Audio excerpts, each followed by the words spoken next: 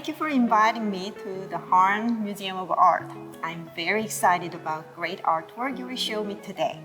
Before we start the tour, is there anything my students and I should know about the museum? Well, I'm actually really so happy to have you here today. I'm Director of Education here, so I meet with a lot of different classes from A to Z, art history to zoology, but never food science before. So this is really a new and exciting experience for me. The museum is the Harn Museum of Art. It's a UF museum. We collect in 5 main areas: African and Asian art, photography, modern, and contemporary art. We're in the contemporary gallery right now. And we're going to be visiting several of the other galleries today. We have about 13,000 works of art in the collection. Maybe 20% are on view, so we'll see just a small slice of things, including one object brought out from storage especially for us. Wow, great, thank you. Eric, you know I'm Korean, and I think I know exactly what this is for. Yes, we have these wonderful objects here. We're actually in the Korean Gallery, and the Korean Gallery exhibition is called Every Day to the Extraordinary. It exhibits both fine art objects and material culture objects, objects of everyday use, including objects used in preparing and serving food. So great for this class topic. These are, as you well know, jaksar, and they're used for making rice cakes. In fact, for stamping rice cakes. You can see that these objects here all have patterns on them, and they come in different sizes. Occasionally, more rarely, perhaps they're ceramic, as in the small top one, and it's about the size of the palm of your hand. It's in fact portable and has a little hole in the back where you might put a leather string through and you could hang it up. And you would use that to make a stamp in a rice cake. The larger ones are much less portable and might be part of a permanent part of a kitchen. And again, made for stamping rice cakes. We can see a range of designs. Sometimes they're simply geometric, and other times they're flowers, or sometimes they are auspicious characters, Chinese characters. I think you were telling me about this one a moment ago. Yep.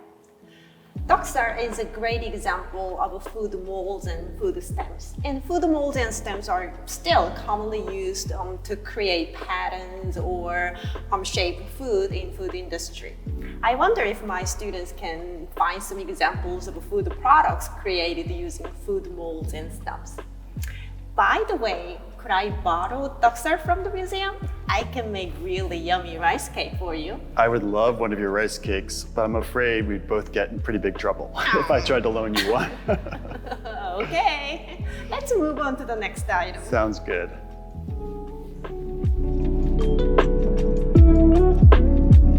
Nice painting, and it looks like a marketplace.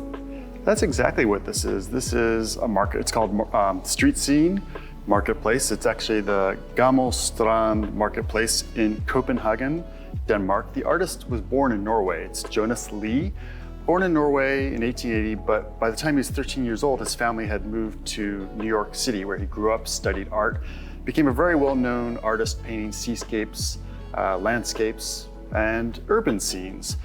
Such as this. And as you observed, it's a marketplace. People are out on a sunny day, looking at goods, buying, selling. The women seating are Skovser women. They're from the nearby fishing village of Skovsjöved, which is within walking distance of Copenhagen. So these fish are probably really fresh. We can see little silver painted areas throughout, which is the fish in these baskets and containers.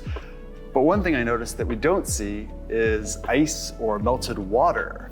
I was wondering what you thought about that. I know, this is interesting, and I was especially interested in how fish are displayed in this marketplace.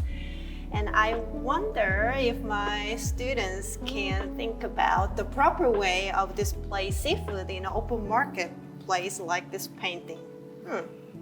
Yes, it might look very different today. This market, in fact, closed down in 1958 and was replaced by a more modern market. So your students can visit this one day on a study abroad trip, but they'll see a different market. Great. Thank you for showing me this. Oh, my pleasure. One more object to look at together. Wonderful.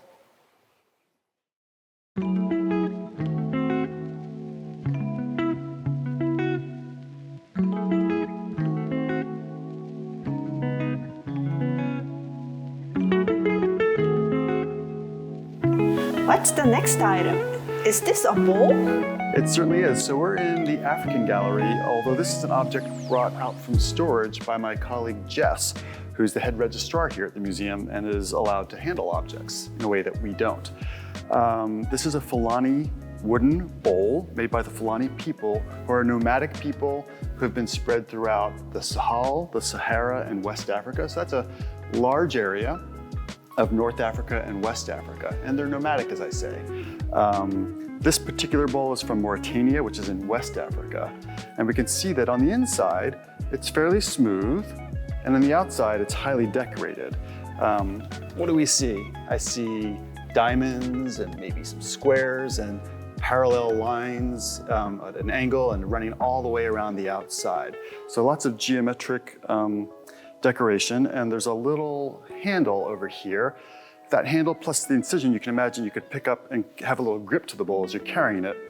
And then inside, of course, is smoother where it would contain, this is actually a milk bowl. In the Fulani culture, men are herders. It's a cow-centered culture, it's pastoral.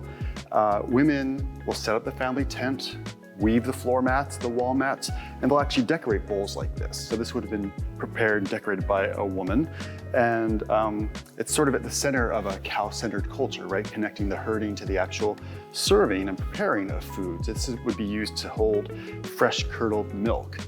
And again, this seems pretty interesting to me from a food science perspective. Yeah, it must be a lot of milk.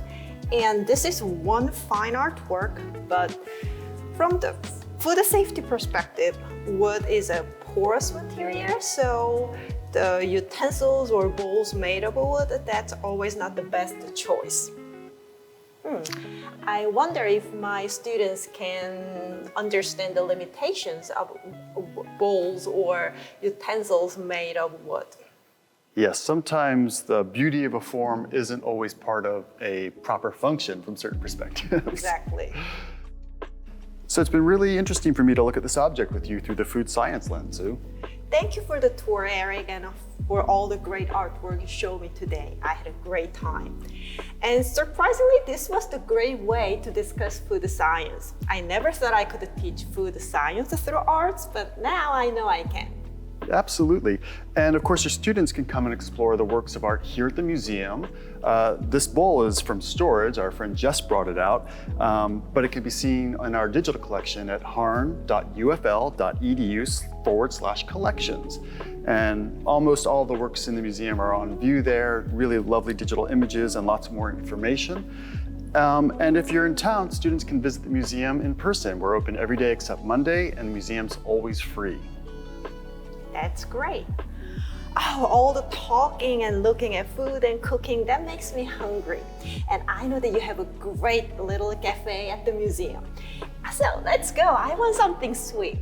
You know what? The museum and the cafe are closed on Mondays. Oh no. We'll have to go somewhere else to grab a snack. Okay, that sounds good. All right.